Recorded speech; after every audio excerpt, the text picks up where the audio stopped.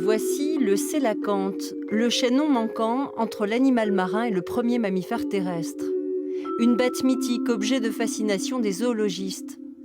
La dernière référence connue au sélacanthe remontait à 1938. On le croyait disparu du fond des océans. Tout à coup, au milieu du XXe siècle, on nous dit que cet animal est vivant.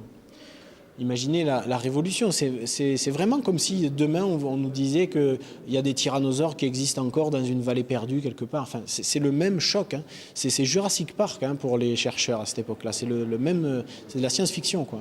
D'ailleurs, on n'y croit pas au début. En 1938, on n'y croit pas, on pense que c'est un canular. Laurent Balesta a été baigné toute son enfance dans les histoires de sélacanthe. Quand en 2010, il apprend qu'un spécimen a été vu au large des côtes sud-africaines, il monte une énorme expédition scientifique.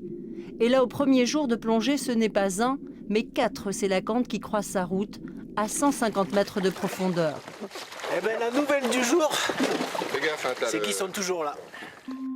Laurent Balesta ramène un film de cette expédition et un livre de photos plus personnel, sa confrontation avec le mythe après 10 ans de recherche. Et ça m'a bouffé ma vie pendant un paquet d'années. Alors avec plein de récompenses, hein, bien sûr, mais je sais aussi ce que ça m'a coûté de sacrifice, le mot est fort, mais enfin si quand même, voilà, ça a pris beaucoup de temps. Voir le sélacanthe et voir l'homme qui a vu le sélacanthe, c'est ce soir à 20 h à la Cité de la musique de Strasbourg.